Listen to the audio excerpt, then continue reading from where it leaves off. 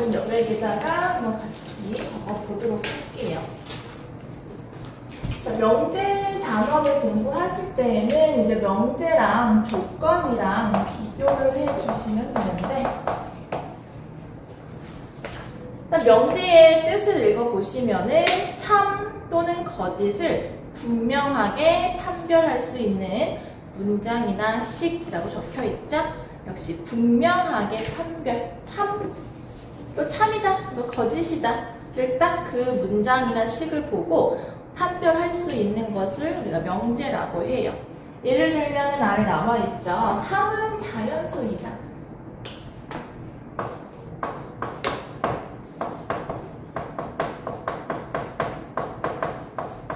그러면 얘는 참 맞죠? 근데 조건은 뭐냐면요. 개념 한번 읽어볼게요.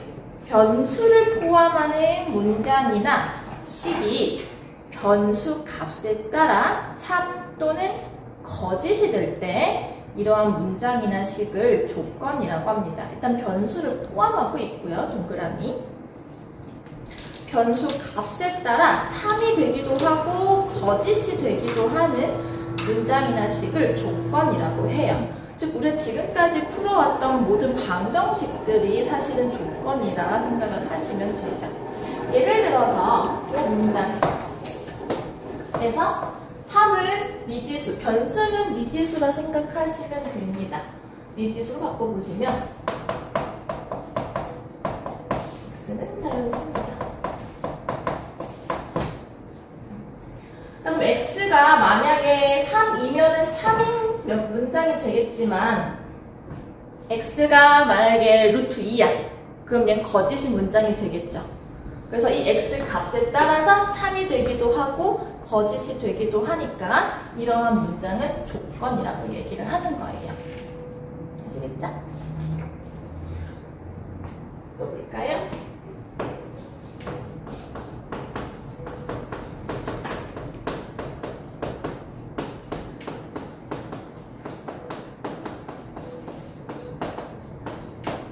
자, 예를 들어 2의 배수는 4의 배수이다 라는 문장이 있어요. 이거는 참입니까? 거짓입니까?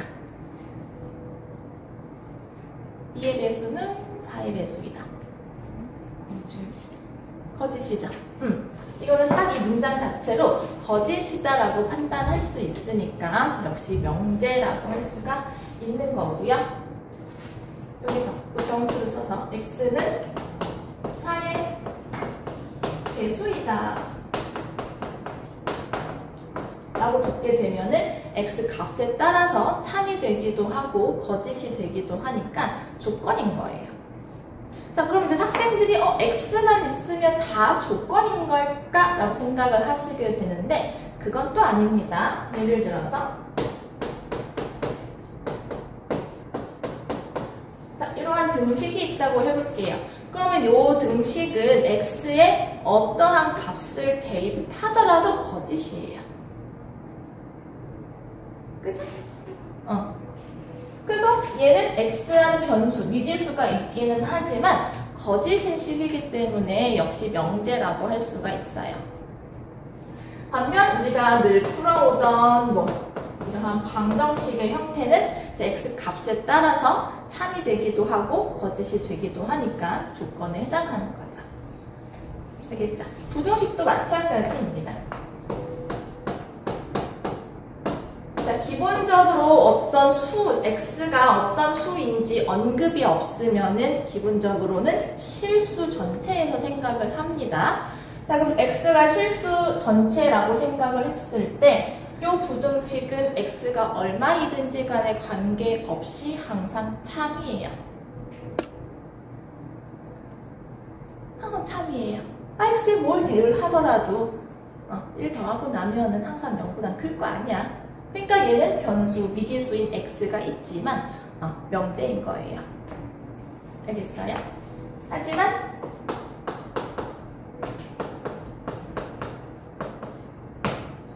이렇게 우리가 풀던 2차 부등식 근데 x의 값이 얼마인지에 따라 참이 되기도 하고 거짓이 되기도 하겠죠? 그 그거를 우리가 조건이라고 하는 겁니다. 자, 그럼 진리집합에 대해서 배워볼게요.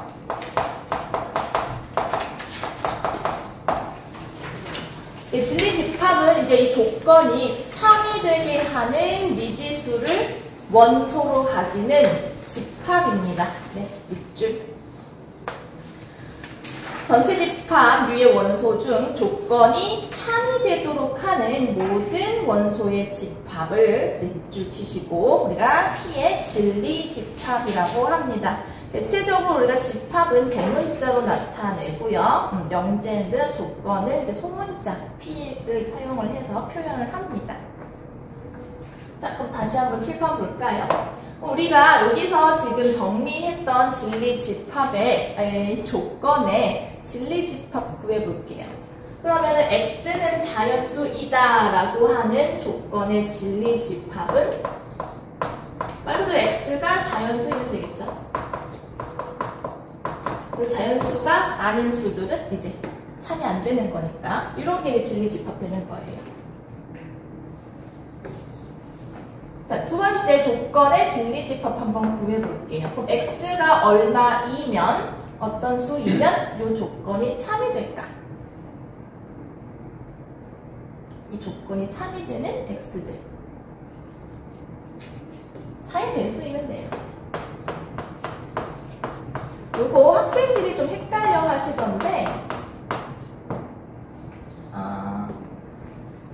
그러니까 A의 배수는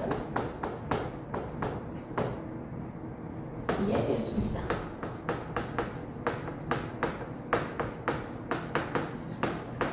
이 문장이 이제 참이 되기 위해서는 A가 B의 배수이면 돼요.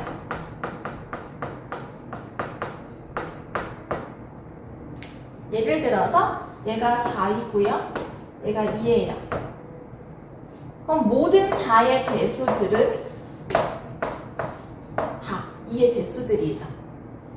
왜냐하면 4 자체가 이미 2의 배수이기 때문에 4에다가 어떤 수를 곱해도 다 2의 배수가 됩니다. 그래서 이 문장이 참이 되기 위해서는 앞에 나오는 얘가 뒤에 나오는 수의 배수 관계이면 참이에요. 아무튼 그 다음에 요 세 번째 조건이 참이 되게 하는 원소들의 모임. 얘는 이 하나밖에 없죠. 그래서 원소 나열법을 적어볼게요. 이게 진리집합인 거예요. 네 번째 조건이 참이 되게 하는 x의 모임. 얘는 조건제시법을 나타내보면은 3과 5 사이에 있는 실수들이면은 이 부등식이 참이 되는 거고 나머지는 거짓이 되는 거고. 이해되죠? 그래서 각각 조건이 참이 되도록 하는 원소들, 미지수의 모임을 우리가 진리집합이라고 얘기를 하는 거다. 알겠습니까? 네, 한번 보시면 되겠고요. 자, 그 다음에 부정을 보도록 하겠습니다. 개념 한번 읽어볼게요. 명제 또는 조건 P에 대하여 P가 아니다 밑줄. P가 아니다 라는 것을 우리가 P의 부정이라고 하고요. 기호로는 물결을 사용을 하는데요. 읽어주실 때는 not P라고 읽어주시면 됩니다. 물결을 not이라고 읽어주시면 돼요. 우리 다들 영어에서 not 정도는 배웠을 테니까 무슨 의미인지 아실 거예요. 말 그대로 부정을 하는 단어이고요. 자, 이것도 여기 나와 있는 예시들은 여러분들이 아래층 내려가셔서 이제 복습을 하실 때 다시 한번 꼼꼼히 읽어보시고 지금은 제 칠판에다가 제가 적어놓은 문장들을 부정 한번 해보도록 할게요. 자, 위에 적은 명제의 그런 부정을 해보시면요. 첫 번째 3은 자연수가 아니다 이렇게 해주시면 기본적으로 이제 부정을 하게 되는 겁니다. 어렵지 않죠? 이달은 아니다로 바꿔주면 돼요. 그러면 두 번째 명제. 2의 배수는 4의 배수가 아니다 라고 하고 싶지만 얘는 조금 달라요. 2의 배수가 아니면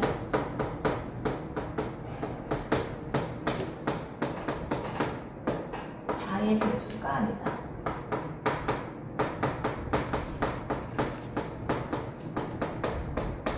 이게 뒤에서 배울 내용이긴 한데 P이면 Q이다라는 구조의 이제 명제입니다. 그러면 이 P이면 Q이다를 부정하실 때는 not P이면 not Q이다라고 부정을 하셔야 되거든요.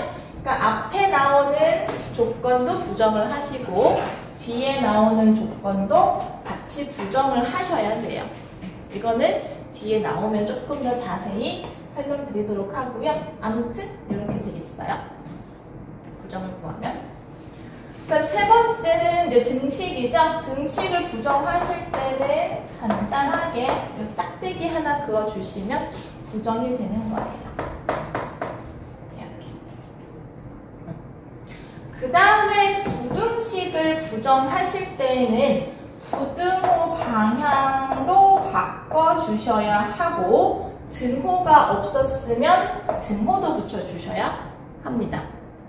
반대로 등호가 있었던 거라면은 부정할 때 등호가 사라지셔야 돼요. 이렇게가 이제 각각의 명제의 부정이 되겠습니다. 자, 그럼 필기를 하면서 들으세요. 지금 명제는 참과 거짓을 분명히 판단할 수 있는 문장이나 식이라고 했죠. 그러면 그 명제의 부정은 똑같게 참, 거짓을 판단을 할 수가 있는데 그 참과 거짓이 서로 반대입니다. 무슨 말이냐? 명제가 참이면 그 명제의 부정은 거짓이에요. 항상. 그러겠죠. 명제가 참인데 그 참인 명제를 부정하면 그게 거짓인 거야. 반대로 거짓인 명제를 부정하시게 되면은 그 부정은 참이 되는 거예요. 그래서 명제는 참과 거짓이 서로 반대가 된다. 거짓인 명제를 부정하시게 되면 참인 거고요.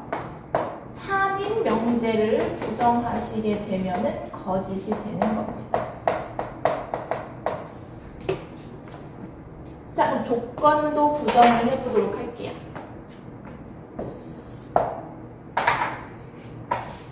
그럼 얘는 x는 자연수가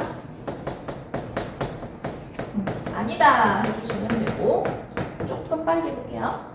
얘는 x는 4의 배수가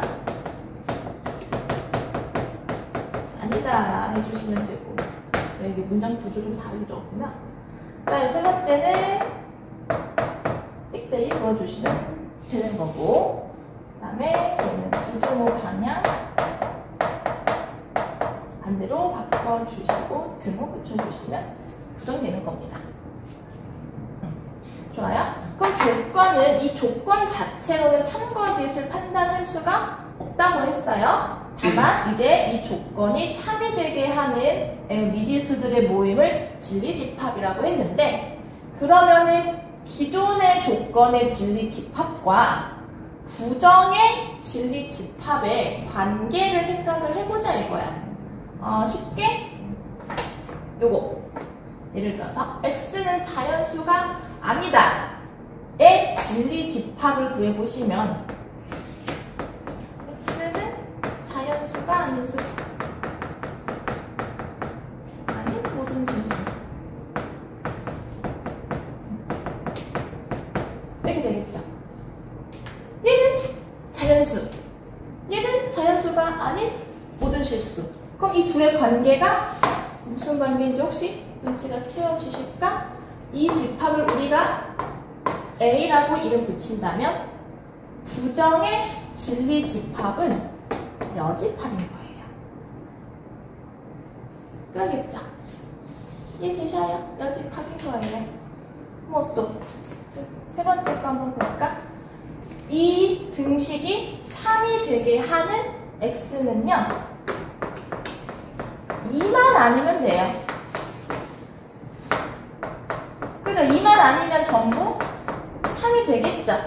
2면은 거짓이 되는 거고. 따라서 요 집합을 b라고 한다면 부정의 진리 집합은 여집합이 되는 겁니다.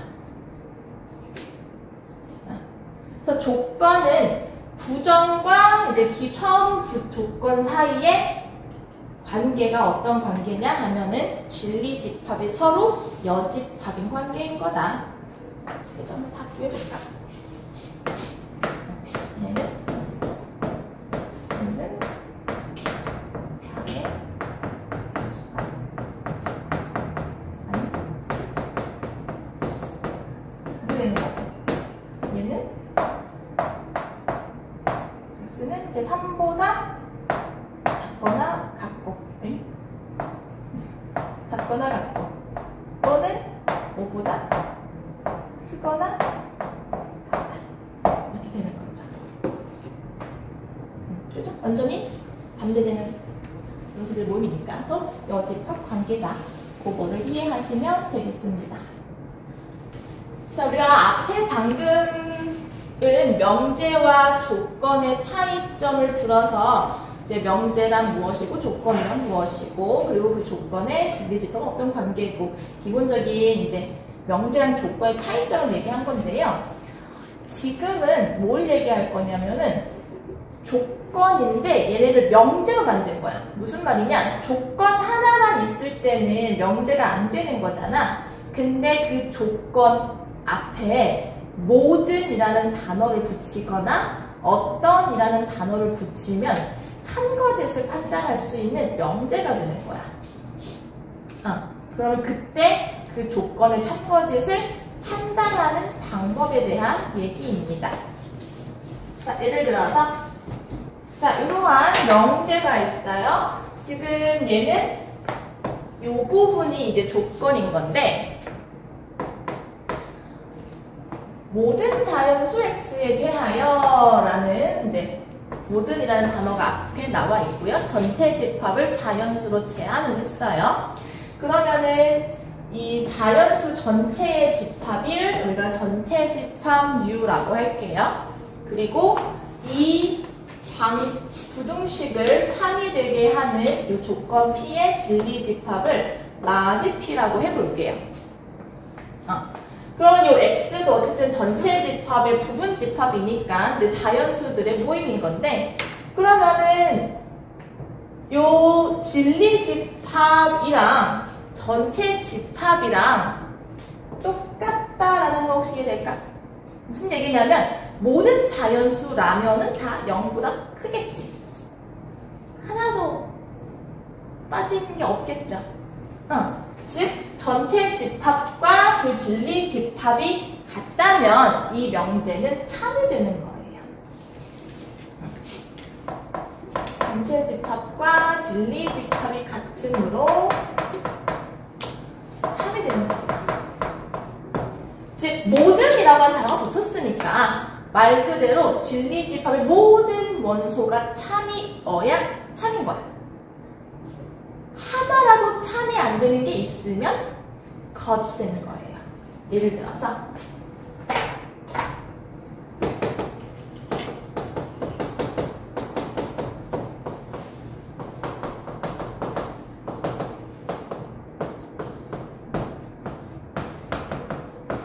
자, 이 명제 한번 볼게요. 지금 전체 집합은 실수의 모임이고요. 요게 조건입니다. 그래서 조건의 진리집합을 P라고 했을 때 이제 같니 다르니? 달라요. 왜냐하면은 여기에는 0이 없거든. 여기 빠져있거든. 이 진리집합은 지금 0이 하는 실수야. 왜? 0은 이 분식을 대입을 했을 때 거짓이 되잖아. 이해돼? 그래서 지금 이 조건의 진리집합은 0이 포함되어 있지 않아요. 따라서 전체 집합과 같지 않아요. 그런 경우에는 이 명제는 거짓이 되는 거예요. 하나라도 거짓인 원소가 있으면은 거짓인 거야.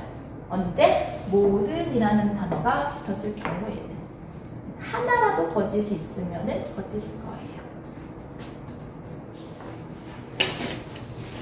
거기 모든을 포함한 명제의 참, 거짓에다가 적어볼게요. 모든을 포함한 명제의 참에다가 적어보세요. 모든 원소가 참이어야 한다. 하나라도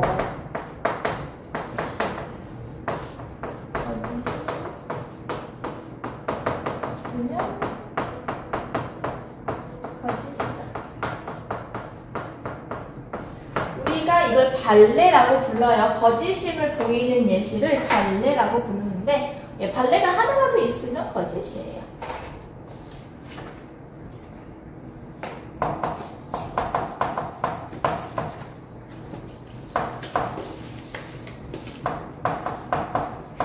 자, 듣자.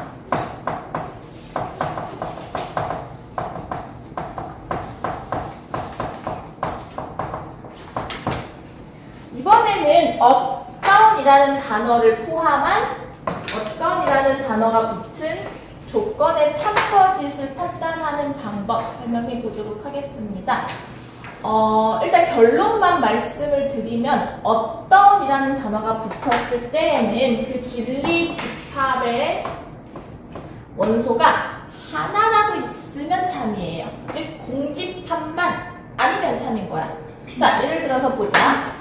어떤 자연수 x에 대하여 x제곱은 1이다 라는 명제가 있어요. 그럼 지금 전체 집합이 자연수의 집합이기 때문에 이 조건의 진리 집합은 1이에요.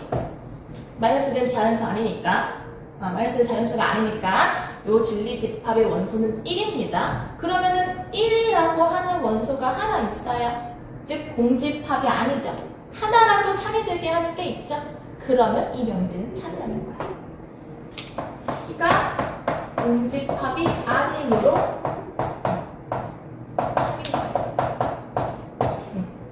어떤 날 이름이 붙었으니까 하나라도 참이 되는 게 있으면 참은 거지. 자, 그럼 반대로 참이 되는 게 하나도 없어. 그러면 그때 거짓인 거예요. 즉 진리 집합이 공집합일 때 거짓인 거예요. 혹시 예를 들어서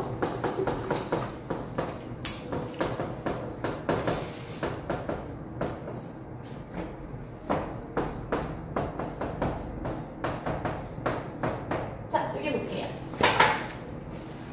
자, 어떤 실수 x에 대하여 x제곱이 마이너스 1이다. 그러면 지금은 전체 집합이 실수의 모임이고요.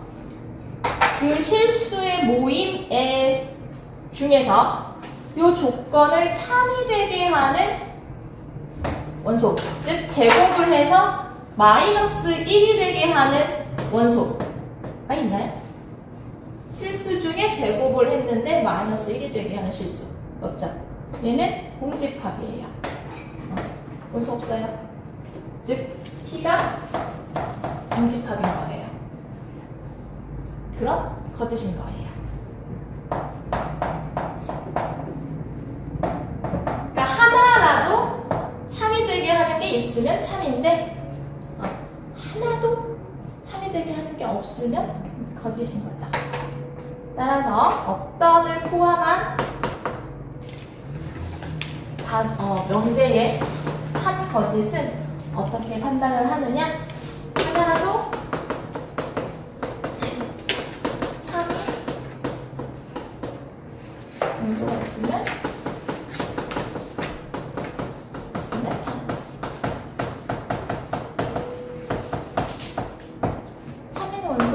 진리집합 3인 원소가 하나도 없으면 거짓. 이것을 기호를 문장으로 풀어서 얘기하자면 이렇게 되겠습니다. 아무래도 여러분들한테 아직 기호가 낯설기 때문에 기호로 이해를 하고 외우시는 것보다는 말로 정리를 해서 이해하고 외우시는 게 좋아요. 이건 제가 정리한 저의 문장인 거고요. 여러분들 각자가 이제 이해하고 외우기 쉬운 문장으로 바꿔서 외우시면 됩니다. 자, 뒷장 넘어가시면은 이제 이 명제의 부정에 대해서 나와 있습니다.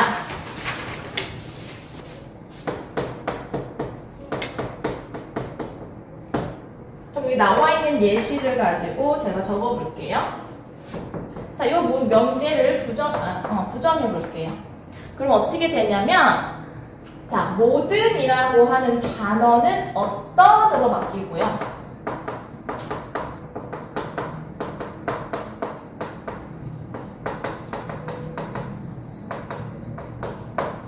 그리고 조건은 not P로 바뀌는 거예요.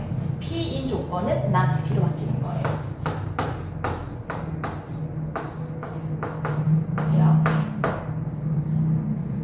이해되시겠어? 자, 그럼 이제 이 명제의 또 참고짓을 한번 판단을 해보자. 지금 얘가 어떤으로 바뀌었기 때문에 이것을 참이 되게 하는 원소가 하나라도 있으면 참인 거예요. 자, 근데 있죠? 0. 진리집합의 원소 0 하나 있겠죠? 그래서 이 명제는 참인 겁니다.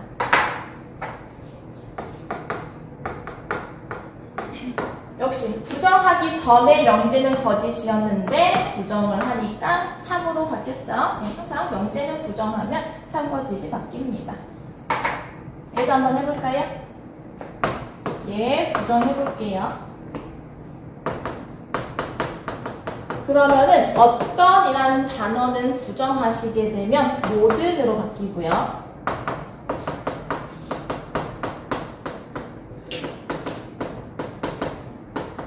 그 다음에 조건 P는 not P로 바뀌어요.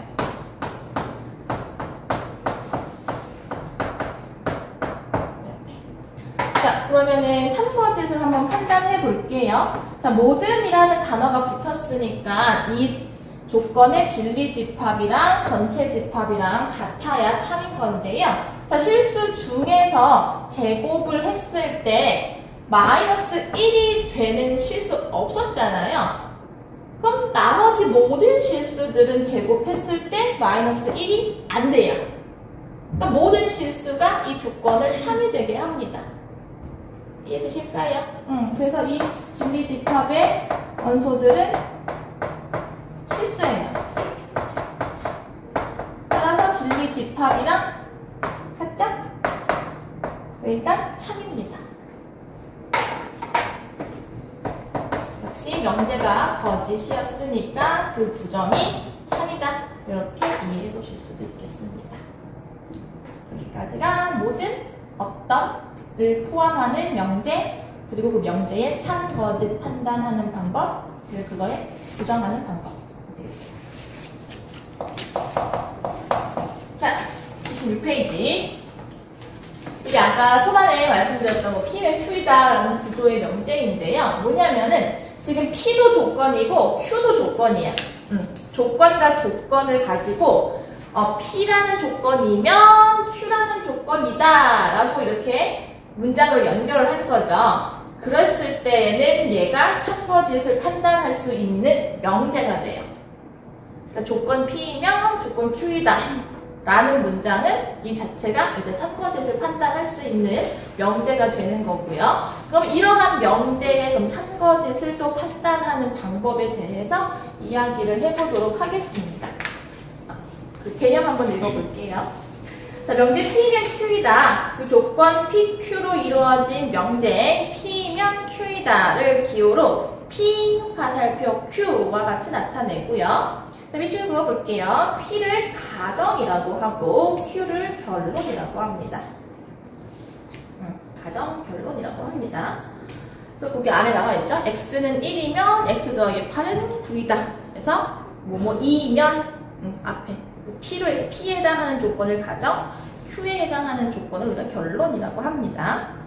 자, 역시 예시를 제가 칠판에다가 적어 드려 볼 테니까 필기해 보도록 할게요.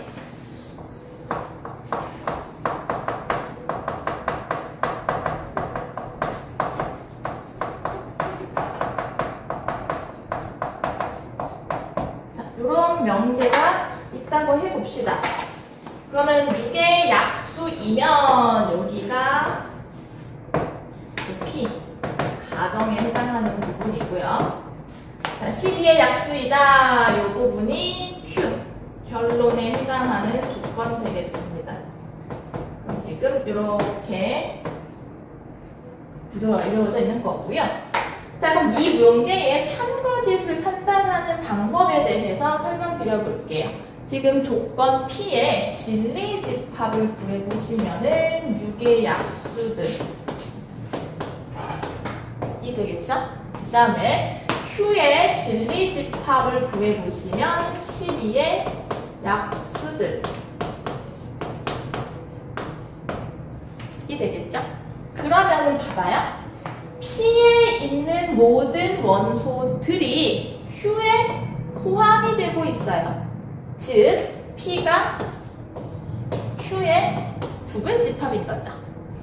이런 경우에 이 명제는 참입니다.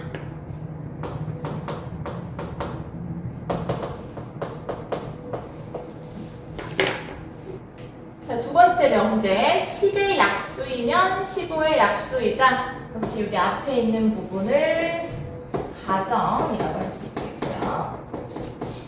그 뒤에 있는 조건이 바로 결론이 되는 거죠.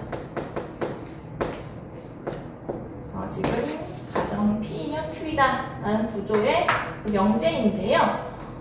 P 조건의 진리집합을 구해보도록 할게요. 그리고 Q 조건의 진리집합 구해볼게요. 이렇게. 자, 그러면 지금은 P의 진리집합과 Q의 진리집합이 부분집합 관계가 아닙니다. 그죠? P의 모든 원소가 다 Q에 속하는 게 아니에요. 이런 경우에는 이 명제는 거짓인 거예요.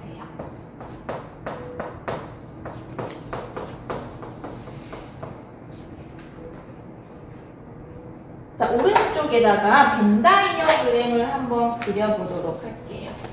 첫 번째 명제의 진리집합의 부분집합. 벤 다이어그램. 이렇게 한 진리집합이 다른 진리집합에 이렇게 다 포함되는 부분집합 관계라면 이 명제는 참인 거고요.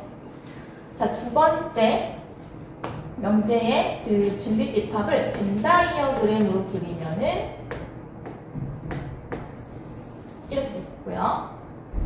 지금 1하고 5가 교집합이고 3과 나머지가 이제 속해 있지 않은데 여기에서 바로 이 부분을 우리가 발레라고 하는 겁니다. 무슨 말이냐? P인데 Q가 아닌 원소들의 모임인 거죠. 이래가지고 발레인 거예요. 왜? 명제는 P이면 Q이다라고 했잖아. 즉 P이면은 모든 P들은 다 Q이어야 참이 되는 거야. 그지? 근데 얘네들은 P인데 Q가 아닌 원소들이니까 이 원소들이 이 명제가 거짓임을 보이는 발레가 되는 거예요. 발레라고 불러요. 거짓임을 보이는 예제들을 우리가 발레라고 불러요. 그래서 발레가 어디에 해당하는지 벤 다이어그램으로도 이해해 보실 수 있겠습니다. 자, 그럼 넘어가셔서 역과 배우 보도록 하겠습니다. 시작하겠어요.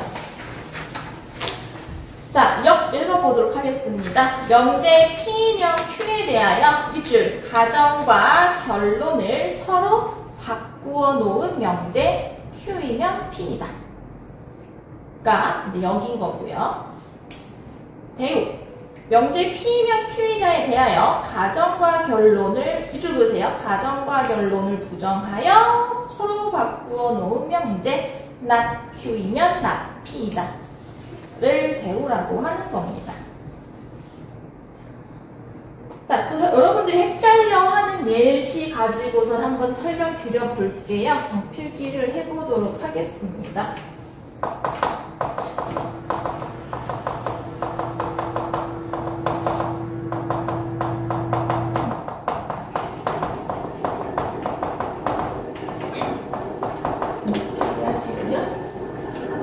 혹시나 연구 관계를 좀 모르는 학생들이 있을 것 같아서 벤 다이어그램을 좀 적어보자면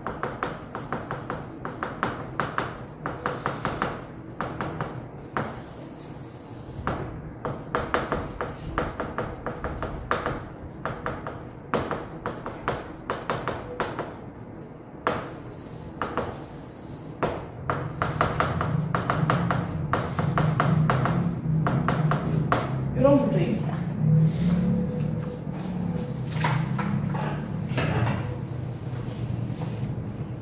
자, 좀 빠르게 해볼게요. 평행사변형이라는 조건이 가정, 직사각형이다라는 것이 조건이 이제 결론이고요.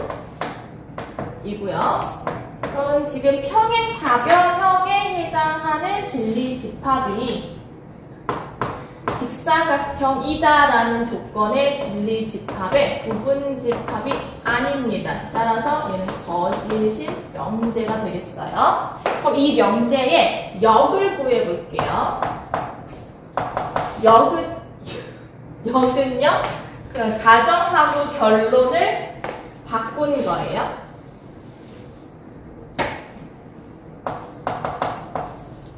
그래서 결론 직사각형을 먼저 적어주신 거죠. 직사각형이면 평행사변형이다.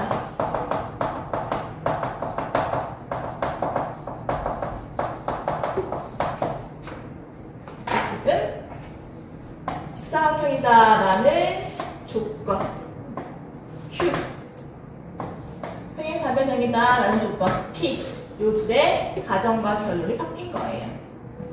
Q이면 P다가 되는 거죠.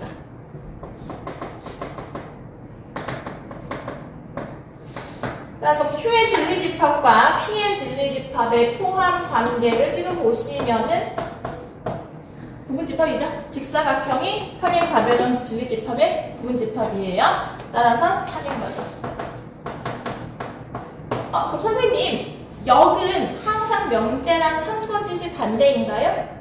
알 수 없어요. 역은 참일 수도 있고 거짓일 수도 있고 명제하고 항상 참거짓이 반대가 모르는 거예요. 그 다음에 거짓, 대우.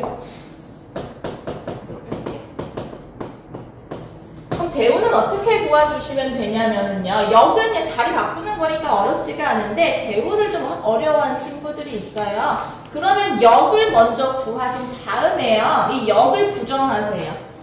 직사각형이 아니면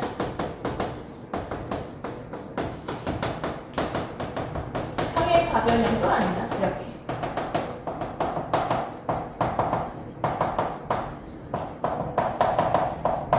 그래서 지금 여기가 not Q가 되는 거고요. 여기가 not P가 되는 거죠. not Q이면 not P다. 이게 대우입니다. 그럼 지금 요 not Q의 진리집합은 Q의 여집합이고요. not P의 진리집합은 P의 여집합이에요. 그럼 얘네들은 어떻습니까? 부분집합입니까?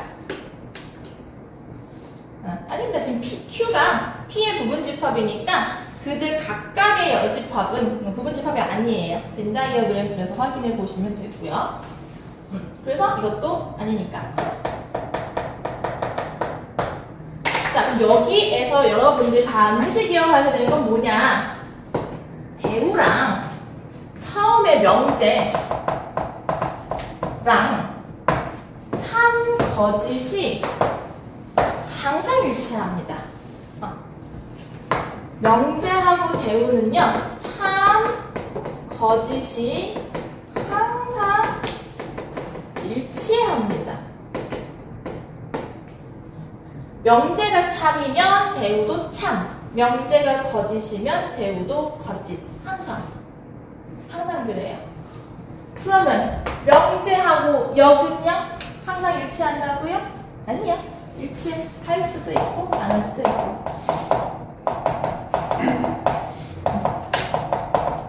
케이스 바이 케이스. 이렇게 해요. 그래서 역은 반드시 참인지 거짓인지를 판단해 주셔야 합니다. 자, 마지막으로 충분 조건과 필요 조건 설명하고 마무리할 건데요. 여기를 학생들이 또 참 많이들 헷갈려 합니다. 그래서 꼭 개념을 정확히 외워주세요. 일단 한번 읽어볼게요. 명제 P이면 Q이다가 참일 때 기호로 P이면 Q이다. 근데 화살표 2줄짜리 화살표를 그려주시고요. 이때 P는 Q이기 위한 충분 조건, Q는 P이기 위한 필요 조건이다 라고 하는데 그 얘기는 제가 칠판으로 설명을 드리면서 자세히 해드릴게요. 일단 다시 한번 필요 충분 조건도 개념 한번 읽어보면, 자, P이면 Q이다가 참이고 Q이면 P이다가 참일 때 P는 Q이기 위한 또는 Q는 P이기 위한 필요 충분 조건이라 하고, 기호로는 양쪽 화살표로 나타낸다. 이게 뭔 소린가 싶죠? 집을 한번 볼게요. 자, 일단 필기해 보도록 하겠습니다. 자, P라고 하는 조건을 제가 X는 7이라고 하고 Q라는 조건을 X제곱은 49라고 할게요.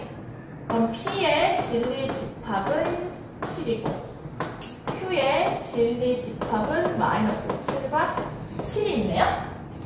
이해돼요? 그러면은 지금 P가 Q의 부분 집합입니다. 즉 벤다이어그램을 나타내자면은 이렇게 되는 거죠. 이런 관계인 거죠. 그럼 P가 Q의 부분 집합이기 때문에 P이면 Q이다라는 명제는 참이에요. 따라서 이렇게 쓰실 수가 있겠죠. 하지만 Q이면 P이다라는 명제는 참이 아니죠. 이거는 거짓입니다. 자, 그럼 이때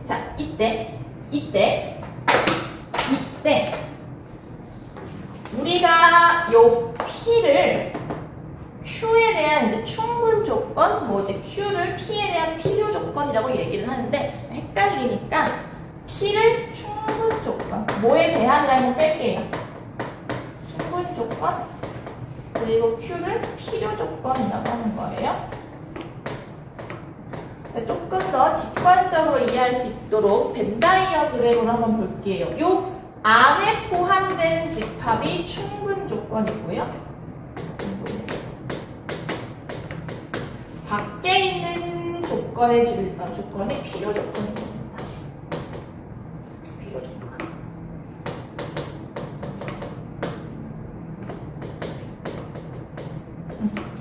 왜 얘 이름이 충분이고 얘 왜 이름이 필요인 거예요? 라고 하는 거를 깊게 파고들면 헷갈려요. 이해가 되는 게 아니라 막 더 헷갈려. 이게 왜냐하면은 직역된 단어이다 보니까 그 정확한 영어의 의미를 우리가 이해하기가 힘들어. 이게 그냥 번역어라서 좀 우리말로 이거를 정확하게 좀 표현하기 힘들단 말이죠. 그래서 그냥 이런 걸 얘가 충분 조건이라고 하고 얘를 필요 조건이라고 하는구나 라고 외워주시는 게 여러분들 정신건강에 좋겠습니다. 그 다음에 두 번째 R이라고 하는 조건은 이렇게 내가 정해볼게요. 그럼 R의 진리 집합은 마이너스 7과 10인 거죠. 그럼 지금 R과 Q의 포함 관계를 보시면요. Q가 R의 부분집합이고 R도 Q의 부분집합이네요. 그렇죠. 결과적으로 우리가 Q하고 R은 같다라고 얘기를 할 수가 있겠습니다. 벤 다이어그램으로 그려보자면 Q랑 이렇게 되는 거죠. 이러면은 이제 Q이면 R이다라는 명제도 참인 거고 R이면 Q이다라는 명제도 참이 되는 거예요. 그럼 Q가 충분 조건이면서 필요 조건인 거고 R도 필요 조건이면서 충분 조건인 거죠. 그래서 이런 경우를 우리가 필요 충분 조건이라고 하는 겁니다. Q를 R의 필요 조건, 필요 충분 조건.